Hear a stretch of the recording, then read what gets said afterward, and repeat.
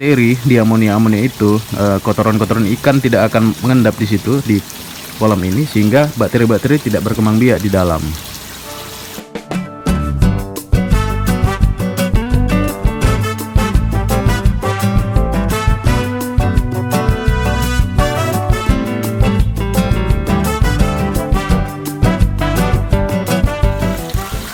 Selamat pagi teman-teman Jorefarm dimanapun teman-teman berada.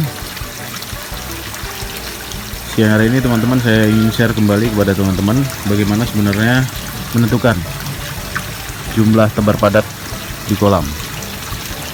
Sebenarnya banyak pertimbangan teman-teman, tapi sebelum kita bahas, bagi teman-teman yang baru bergabung di YouTube channel Jorefarm, silahkan teman-teman tekan tombol subscribe jika teman-teman suka dengan channel kita, dan juga tekan tombol like dan share video ini pada teman-teman kalian yang akan berbudidaya ikan nila atau ingin memulai. Jadi ini untuk khusus kalangan pemula teman-teman seperti saya juga dan teman-teman. Video ini hanya untuk mengingatkan saya dan teman-teman juga ya, dimanapun teman-teman berada, supaya kita bisa paham apa sih sebenarnya intinya yang ikan mau gitu. Yang pertama teman-teman, untuk menentukan tebar padat ikan, kita harus menghitung volume air dulu ya, itu yang pertama.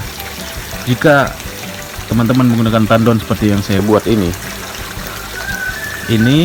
air yang ada di dalam satu tandon ini sekitar 950 liter atau sampai 1000 mungkin ya, 1000 liter. Nah, pada konvensional ini udah berulang kali saya bahas, teman-teman bisa berbudidaya ikan nila dengan 1 meter kubik itu sekitar 15-20 ya, mungkin sampai 30 gitu batasnya, tanpa menggunakan aerator, tanpa menggunakan air mengalir. Pada budidaya sistem sirkulasi, sistem RAS, sistem bioflok, itu teman-teman bisa 150 ya, antara 100 sampai 150 ekor per meter kubiknya, dengan ketentuan teman-teman menggunakan aerator. Menurut pengalaman ya ini ya teman-teman ya, di sini ada satu titik aerator yang berasal dari 10 kekuatan 10 liter per menit ya, 10 liter per menit yang keluar aeratornya gitu ya, aerasinya.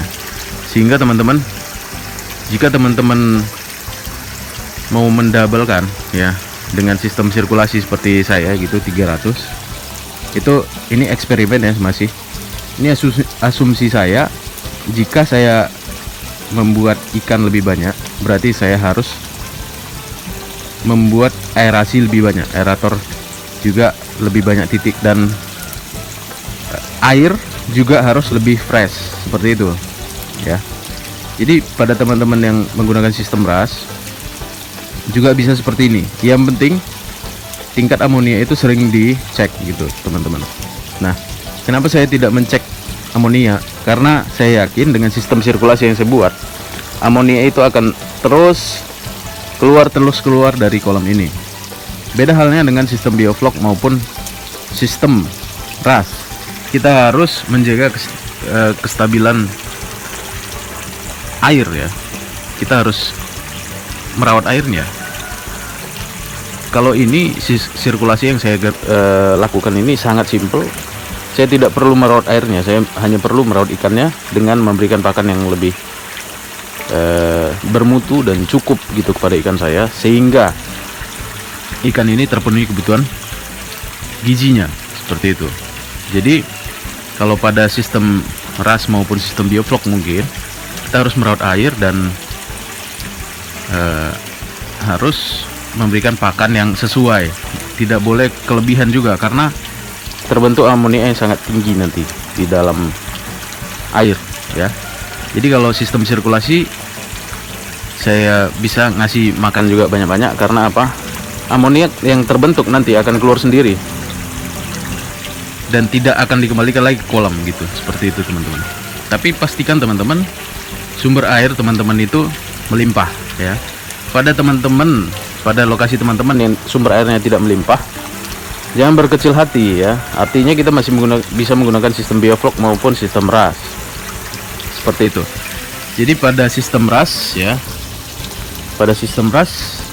kita bisa menggunakan filter-filter ya, filter mekanis, biologis, dan banyak jenis lainnya yang di YouTube bisa teman-teman lihat, atau channel YouTube kita juga pernah sempat membahas sistem RAS, tapi kita kendala dengan filter-filter kita yang tidak begitu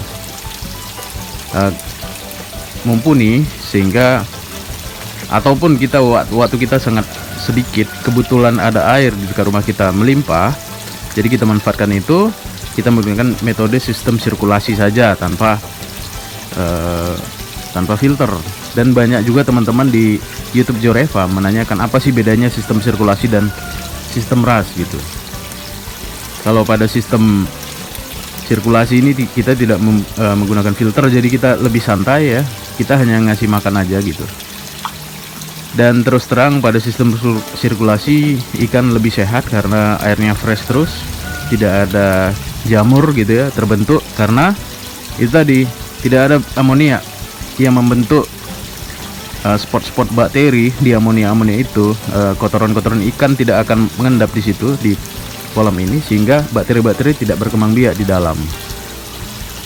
Nah, untuk bioflok saya belum pernah coba ya, saya belum pernah melakukannya, tapi itu juga sekarang sangat baik gitu ya. Nah, teman-teman kalau mau berbudidaya, lihat dulu alam sekitar teman-teman, apakah air mencukupi atau tidak. Yang pertama, kalau air mencukupi, gunakan sistem sirkulasi. Kalau tidak, gunakan sistem RAS atau gunakan metode bioflok gitu.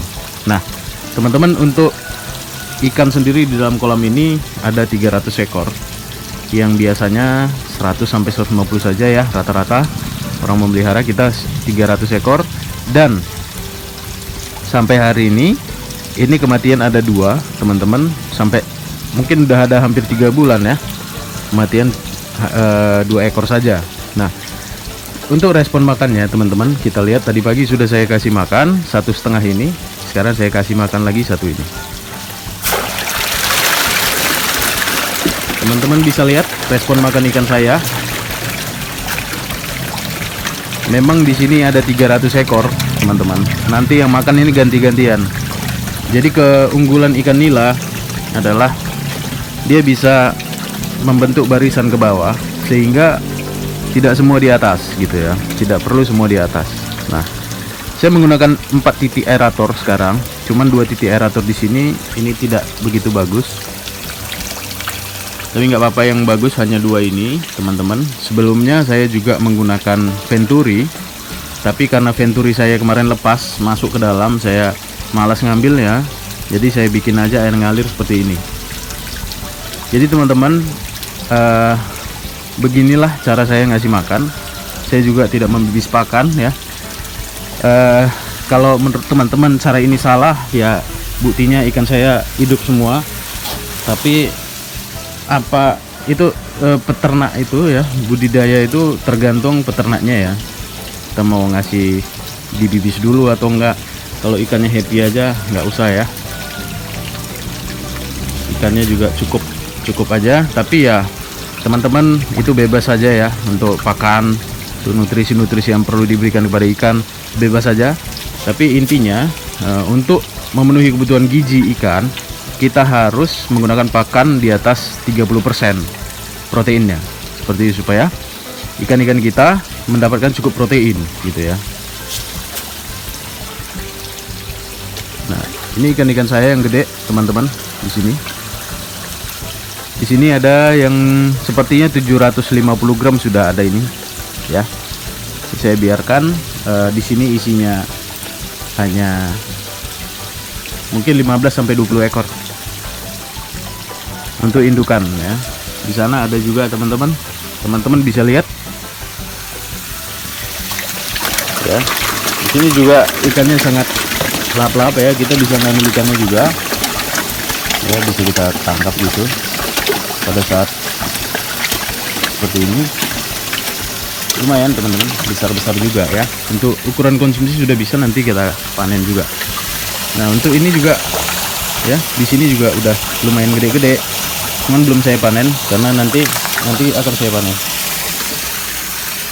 Ini juga ada yang gede, ada yang sedang ya.